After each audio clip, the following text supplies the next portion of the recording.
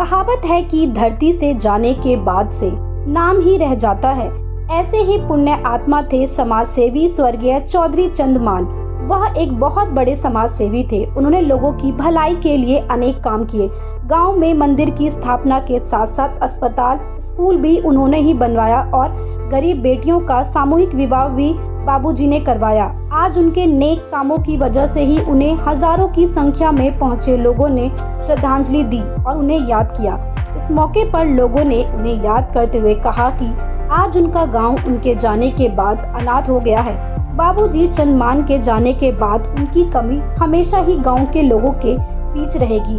बहादुरगढ़ के लोहा कला गांव के समाज सेवी स्वर्गीय चौधरी चंदमान की मृत्यु के बाद उनके गांव में श्रद्धांजलि सभा का आयोजन किया गया। इस मौके पर हनुमान मंदिर पर दिल्ली की लगभग 360 खाप पंचायतों ने पहुंचकर उन्हें श्रद्धा सुमन अर्पित किया। साथ ही उनकी याद में 22 अप्रैल को एक देशरी कार्यक्रम का आयोजन भी किया जाएगा।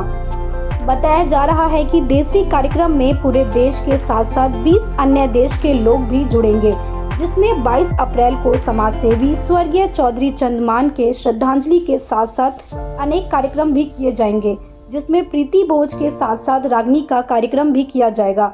इस मौके पर दिल्ली के बीजेपी लोकसभा प्रत्याशी कमलजीत सहरावत भी पहुंची और समाज सेवी स्वर्गीय चौधरी चंदमान को श्रद्धांजलि देते हुए कहा कि बाबूजी समाज के लिए प्रेरणादायी है और रहेंगे।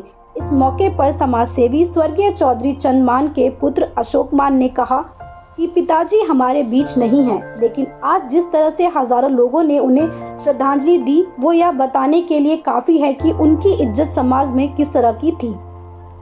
सोलंकी जी की अध्यक्षता में हुई है और जिसका संचालन हरीश सोलंकी जी ने किया है। और आज हमारे 360 की पंचायत ने देशोरी के लिए बोला है और इस काज को 360 की जगह देशोरी ले जाया जाए। अतः 300 देशोरी के लिए जाने के लिए 22 अप्रैल 2024 का दिन निश्चित हुआ है, सोमवार का। और तो उस दिन हम कहते हैं सभी भारी से भारी संख्या में आओ और इस देशोरी काज की शोभा बढ़ाई जाए। ये यहीं पर होया, ये 7वें बराबर में फार्म हाउस है। ये 21 तारीख की खिचड़ी और 22 का देशोरी काज, ये 7वां फार्म हाउस है। यहाँ आयोजन होने जा रहा है।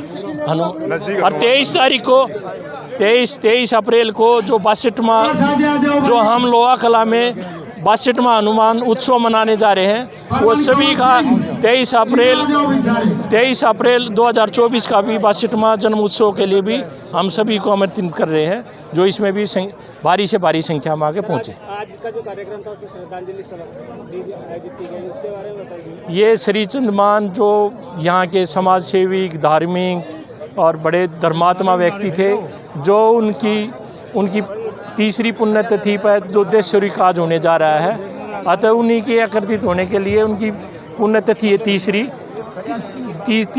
तीसरी पुण्यतिथि पर देशोरी काज के लिए हमने इसे आमंत्रित किया है। तो हमारा इसने 360 में हमारा स्वीकार किया है हमारा देशोरी काज करने के लिए। बाबूजी श्रीचंद जी के एक देशोरी काज करने के लिए आज जो एक सामाजिक प्रक्रिया होती है कि एक पंचायत बुलाई जाती है और उससे एक तरह से कहीं अप्रूवल ली जाती है, तो आज इस काम का यहाँ के लिए आगाज़ करने के लिए यहाँ पे पंचायत बुलाई गई थी। मेरा भी यहाँ पर आकर बड़े बुजुर्गों के चरणों में प्रणाम करने का मौका मिला। इस तरह के कार्यक्रम समाज की पहचान होते हैं और इन चीज़ों से ही हमारी संस्कृति जानी जाती है।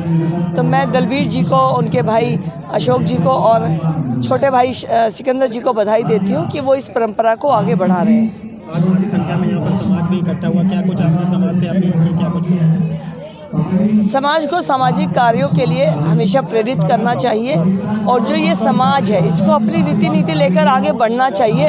ये परंपराएं बहुत ज़रूरी हैं, तो यही मैं संदेश देना चाहूँगी कि परंपराओं का पालन करने के लिए हमेशा कोशिश करें। ऐसा समाज जब प्रेरणा देता है तो लोगों में उत्साह होता है। तो जैसे आज यहाँ लोगों में उत्साह है, तो समाज के सभी लोगों को इस तरह का उत्साह में बढ़ चढ़कर हिस्सा लेना चाहिए। सांसद का टिकट भी आपको बीजेपी ने आपने विश्वास जताया है, कितने